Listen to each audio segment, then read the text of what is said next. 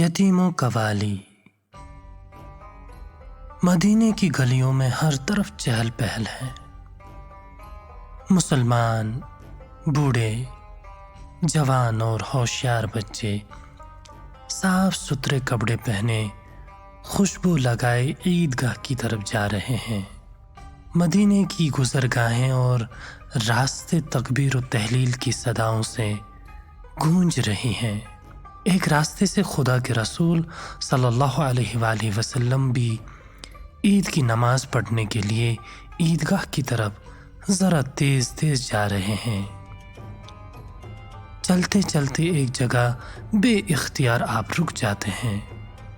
مدینے کے کچھ بچے بڑی بے فکری سے اچھے اچھے کپڑے پہنے خوشی خوشی کھیل رہے ہیں۔ کچھ فاصلے پر ایک طرف کو ایک بچہ سب سے الگ افسردہ اور غمگین بیٹھا تھا۔ میلے کچیلے اور پھٹے پرانے کپڑے پہنے کھیلنے والے بچوں کو بڑی حسرت کے ساتھ دیکھ رہا ہے۔ خدا کے رسول صلی اللہ علیہ وآلہ وسلم اس مصیبت زدہ لڑکے کے پاس پہنچے، اس کے سر پر پیار سے ہاتھ پھیرا اور فرمایا، بیٹے تم نہیں کھیلتے؟ تم نے کپڑے کیوں نہیں بدلے؟ اور تم اتنے غمگین اور افسردہ کیوں ہو؟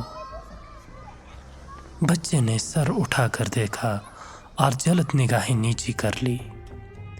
ہمدردی اور پیار کا برتاؤ دیکھ کر بے اختیار بچے کے آنسو بہنے لگے، مگر اس نے ضبط کیا اور ٹالتے ہوئے جواب دیا، نہیں کوئی بات نہیں۔ بچے نے لمبی سانس لی اور پھر بولا، میری قسمت میں خوشی اور کھیل کہاں؟ میں تو غم کھانے کے لیے ہی پیدا کیا گیا ہوں، اور پھوٹ پھوٹ کر رونے لگا۔ بچے کو روتا دیکھ کر رحمت للعالمین صلی اللہ علیہ وآلہ وسلم کا دل بھر آیا۔ آپ کی آنکھوں میں بھی آنسو تیرنے لگے۔ لڑکے کو گلے سے چمٹا لیا اور فرمایا، بیٹے بتاؤ تو صحیح، تمہیں کیا دکھ پہنچا ہے؟ تم پہ کیا مصیبت آ پڑی ہے؟ آخر تم اتنے افسردہ کیوں ہو؟ آپ میری مصیبت کی داستان سن کر کیا کریں گے؟ میں ایک یتیم بچہ ہوں، میرے باپ نہیں ہے، اور میری ماں، یہ کہتے ہوئے بچے کی آواز حلق میں گھٹنے لگی اور وہ اپنا جملہ پورا نہ کر سکا۔ خدا کے رسول صلی اللہ علیہ وآلہ وسلم نے بچے کو اپنے سے کچھ اور قریب کر لیا، پھر پیار سے بولے، بیٹے تمہارے ماں باپ کا انتقال کب ہوا اور تم کہاں رہتے ہو؟ میرے باپ ایک جنگ میں خدا کے دشمنوں سے لڑتے لڑتے شہید ہو گئے۔ میری ماں خدا کا شکر ہے زندہ ہے، لیکن انہوں نے دوسری شادی کر لی اور میرے باپ کا چھوڑا ہوا سامان لے کر اپنے نئے گھر چلی گئیں، اور میں بھی خوشی خوشی اپنی ماں کے ساتھ گیا، مگر کچھ ہی دن وہاں رہا تھا کہ میرے دوسرے باپ مجھ سے خوش نہ رہ سکے اور مجھے گھر سے نکال دیا۔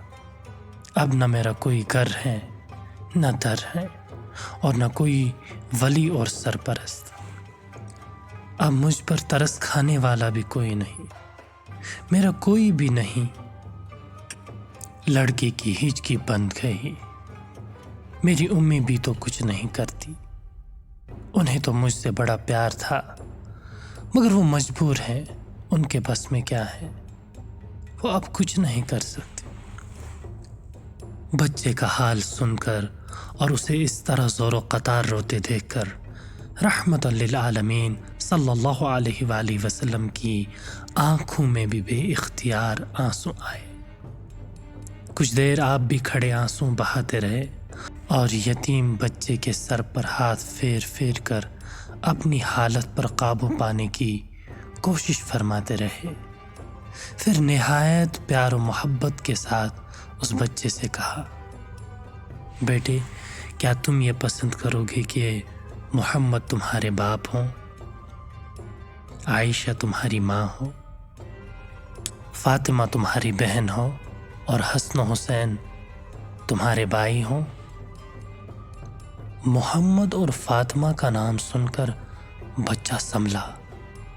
اس نے حیرت اور عقیدت سے آپ صلی اللہ علیہ وآلہ وسلم کے نورانی چہرے کو دیکھا اور پھر نہایت احترام سے نگاہیں نیچی کر لی۔